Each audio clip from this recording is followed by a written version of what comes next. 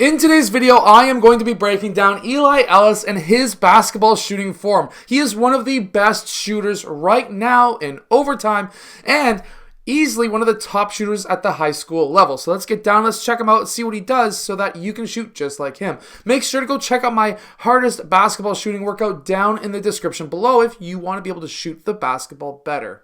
Okay, so really quickly, when we are looking at how he is shooting the ball, the first thing that we see is the fact that as soon as he receives that ball, he's looking at the rim, but also keeping his head up, using his peripheral vision to see what the defenders are doing and what his teammates are doing as well. After receiving this pass, his right foot is in front, his, of course, left foot is back like a zero step. However, he's able to push back and watches and understands where exactly that three-point line is. This would be an absolutely horrible shot if his foot was 1 or 2 inches over that line. But also keeping his head up, understanding where that basket is extremely important. You should not be looking down because then your ability to aim is going to be drastically hindered. However, we can see that he has all one motion all the way straight up with his elbow above his forehead and a soft release. He also has zero thumb flick, which is absolutely amazing. When he's shooting as well, we can actually see that his shoulders are almost square towards the basket, same as his hips, his knees, as well as his feet. Now, I'm not saying that you should be totally square to the basket. That is an old way of thinking.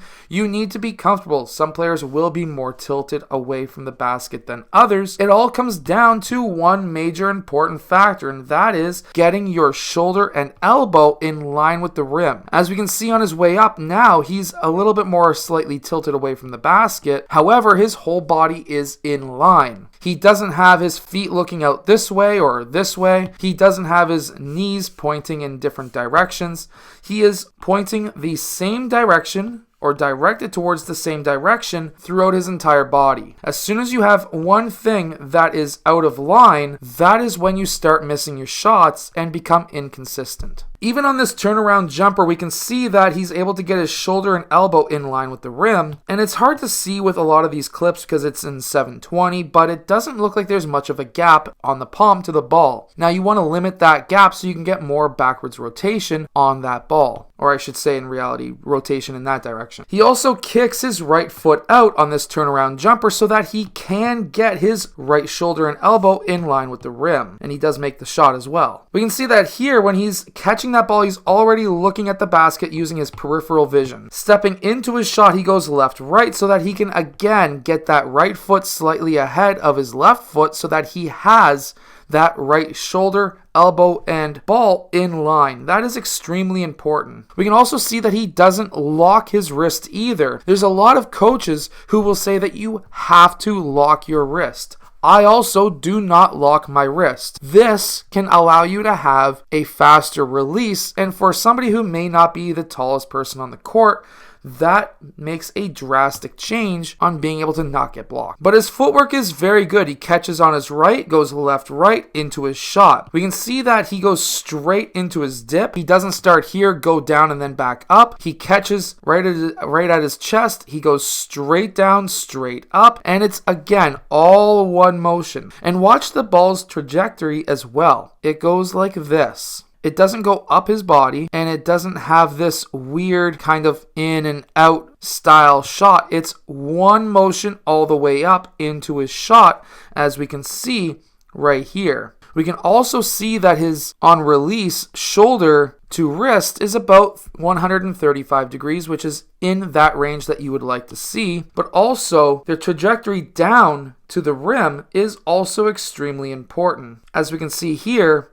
it's about 43 degrees. You want to be between 42 and about 46, 45-ish degrees, depending on your distance away from the basket, for it to be an accurate shot. And 43 is right in that window what you would be wanting to shoot from. Now, you can measure this a few different ways. You can use a big fancy device that Burloak Basketball has, or you can use just a video camera, an app, and be able to measure the exact trajectory of that shot. And it seems to be pretty accurate as well. 42 degrees is pretty perfect. We can also see when it comes to his hips that he has about a 90 degree, 95 degree on his hips. We can also see that he has about 97-ish degrees on his knees. And there is a saying that you want to be 90, 90, and of course on the shoulder you want to be also 90, 90, and 90 on the wrist.